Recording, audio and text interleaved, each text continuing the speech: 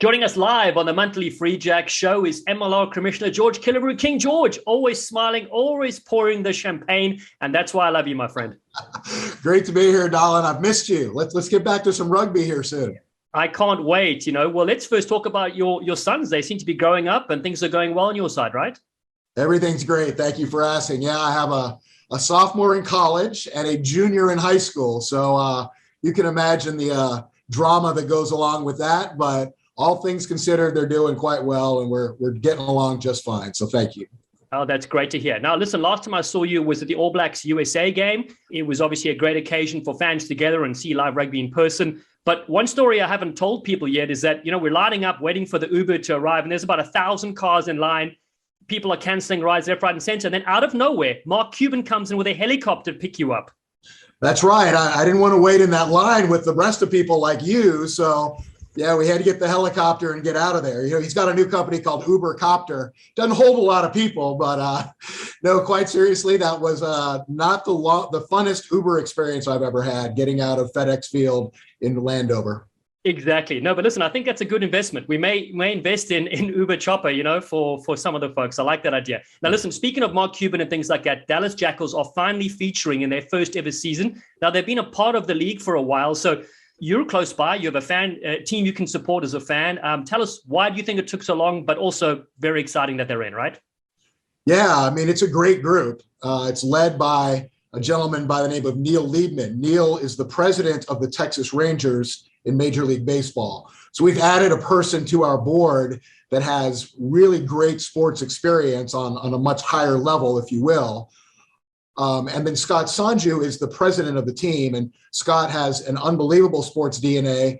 His father founded the Dallas Mavericks, who hired me originally. And then Scott has won every award there is to win in minor league baseball. He ran a team called the Frisco Rough Riders, and as you know, there's about 140 of those teams in minor league baseball, and he won all the awards. So the DNA for Dallas is good. They were going to play last season. Then, of course, we were under COVID. And, when Neil and I talked about it, he said, I just don't think it's right to launch an expansion franchise during COVID. I think we're setting ourselves up for failure. And he had used some of the intelligence he had gotten from Major League Soccer, because if you remember, they had 3 expansion franchises that all delayed a year. So now the proof is in the pudding. They're on the clock. We're excited. They're going to play at Globe Life Field, which is, they built there's a new baseball stadium in Arlington, but they kept the old one. So they just sold naming rights to that. It's now called Choctaw, and it's in a kind of a football rugby configuration now. So they will play in that one coming up here in February. So we're really excited to welcome them to Major League Rugby. Oh, that's so great. I also love the rivalry that's going to happen in Texas too, with the Gilgronis and, of course, the Sabercats as well. There's a lot to play for there, so that's going to be really great and keep it interesting as well. A lot of bragging rights. We have a sponsor that is jumping on board for the quote-unquote Texas Cup that used to be in Austin and Houston kind of thing, but now we throw Dallas into that, and, we'll see what we got. Good. Well, listen, the huge news to come out, obviously, since the season finished in August is the new schedule. Season 5, what can we expect? 2022 is just around the corner. Well, obviously, we talked about adding a 13th team, which is really great in the history of this league. As you know, it started with 7 teams. It grew to 9 teams. We played with 12 teams last year, and now we've added the 13th. So that's exciting. But I think the most exciting part as I look at the schedule is the fact that all of our teams will be playing in their home stadiums under some sort of normalcy. Really, there was some heroics to get last year in. We had one of our teams had to leave its own country in order to get the competition in, which was our friends in Toronto, having to relocate their entire rugby operation to Atlanta just to get the competition in. So we had our friends in San Diego have to be somewhat nomadic, played some in Vegas, played some back in California, but now I think we have more of a sense of normalcy and everyone can focus in on, their home stadium and really doing our best to fill those seats and have a great entertainment option for our fans out there this coming season. Yeah, you're so right about that. And then speaking of which, the broadcast numbers also looked fantastic. Really great graphic that came out recently. Can you expect easy viewing for the fans in MLR? Of course, we both know that that's the key driver for getting, more of the audience, particularly here in the US, to engage. Yeah, we were elated by our numbers. especially in the finals. To do 2 million households on CBS in prime time from the historic Los Angeles Memorial Coliseum was a really big moment for this league. And it was a very big number as well. So we're excited about that. We haven't completely finished our broadcast relationships on the linear side, so that announcement will be coming. But what I can tell you, it's even more robust and better, in my view, than it was last year, which is going to be great. Then there was the launch of the Rugby Network, which was our OTT platform. And we did that in conjunction with our friends with the Rugby Pass, who are experts at this all around the world. They just weren't doing it in North America. So they were looking for a foothold here in North America. We were looking for a partner that would showcase us. In our first 4 years, we were kind of the least sexy client, if you will, on other people's platform. So we said, let's start our own. And we did. And we asked the Rugby Pass guys, like, how do we define success in year one? And they said, hey, if you could get 25,000 people to subscribe in year one, I think you're doing well. And we ended up at 45,000 by the end of the season.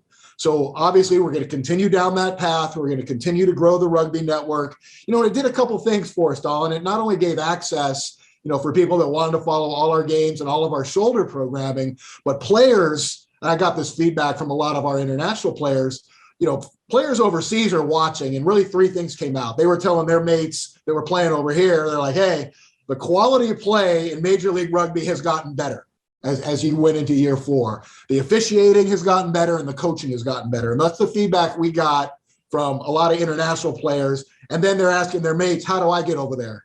How do I get on one of those teams? And so it served a lot of purposes for us. We didn't think that was going to be one of them, really a recruiting tool, if you will. But we're really pleased with that. We'll continue along those lines, continue to grow that audience, and hopefully get the Rugby Network really, really healthy. Yeah, no, it's looking great. I get a million calls from South Africa, like you mentioned, saying, hey, how do I get involved with the league?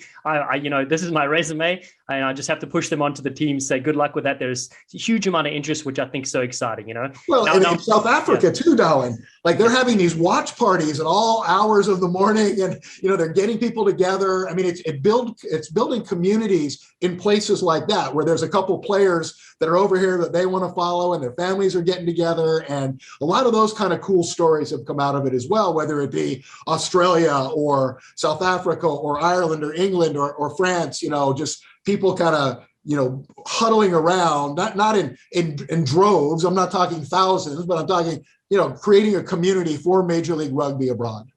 Yeah, totally. And then speaking of the community locally, I was very impressed with the work done off the field as well. I think that's also key for sustainability. What's your quick review of last year? How did teams do off the field, and what do you expect will happen next year? Yeah, I mean, considering COVID, this was an amazing year, which that's hard for people to really understand because everything was a little watered down and couldn't have fans in the stands in certain cities. But when you look at the results after the finals, first we went 99-0. And 99-0 is a big number because we got all 99 of our regular season and playoff matches in. We didn't have to delay any for COVID, which there are some leagues that are more well-capitalized than ours that couldn't say the same. So that's a testament to our players, to our coaches, to our medical personnel for taking our protocols, taking them seriously and abiding by them and having results at the end. So that was a major kind of a milestone for us. The other side was the commercialization. Major League Rugby hadn't had a lot of great kind of what I call cash paying sponsors. We had some great partners in VIK like Paladin and Rhino and the things you have to have, which don't get me wrong, they're great partners, but we needed companies, especially Fortune 500 companies, spending money with us. And we were able to add, it started with American Airlines, and then the dominoes kind of fell with Geico, and then guaranteed rates. And by the end of the year, we had 10, what I call blue chip brands spending hard dollars with us. And so that really kickstarted our commercial efforts that, we just look forward to, going forward and growing that as well. So the off the field stuff, to me, graded very, very high, considering it was a tough year under COVID. Yeah, no, it certainly was. And we're so great to see that. And then the other big news, of course, is Rugby World Cup bid from USA Rugby coming in 2027, 2031 for the men, 2029 for the women. That must have been very well received by the MLR franchises. And then what are your thoughts also? Because a lot of people talk about the level of play. How will MLR impact the game like Japan did with their top league over years? So if we look at 6 to 10 years' time, when the US hosts the World Cup, where do you think the state of the game will be then? Well, first of all, I think it's unbelievable news for the United States, North America, and for Major League Rugby. If you noticed in the test match, with the All Blacks, every player that was playing for the Eagles played in Major League Rugby last year. So, we're kind of the feeder, into that. So if you think about it, let's just say it's 2031, just for the heck of it. That gives us a 10-year runway to grow the Eagles, to grow Major League Rugby. And if we were to add 1 or 2 franchises at the Major League Rugby level on that runway, we're a 25 to 35 team league in all the major markets in this country and in Canada and other places. So, I think that's really exciting. I think we can be a real catalyst for that growth, and we're looking forward to it. If you remember when the sport of soccer first came and brought their World Cup to the United States, there was no Major League Soccer. It was, let's bring, our game to the North American shores, and then maybe a professional league will be born out of it, which is exactly what occurred as Major League Soccer turns 27 years old and Major League Rugby turns 5 years old. So we kind of inverted it. Our professional league is here. It's growing. And if you give us, another 10 years down that runway, it could be a really great story, because then the youth rugby piece, which we know really needs to grow, will be happening in real time, and we'll just make it up, in 25 markets. I mean, wouldn't that be wonderful if Major League Rugby was a 25-team league by the time the World Cup comes to the United States shores? So, we'll be developing the game over that runway and really getting those kids playing the game and developing the academy programs and helping on the collegiate side, so that once the games actually come, we're going to be way down that pathway, and the game should be in a lot better shape in North America by that time. Yeah, it's fascinating, because some players could be 10 years old today that could feature at that World Cup that the US hosts, so really intriguing, exciting. I know all eyes on America, and have always been, but now we're really getting into that stride. Now, last one for you. I know you're a very busy man. I know recently there was an MLR beer tasting that happened. Each team showcased, the brilliant flavors and signature beverages they had. The Free Jacks IPA from Baxter Brewing, I believe, may have won. So when do we pick up our prize? I wouldn't get carried away by saying they won.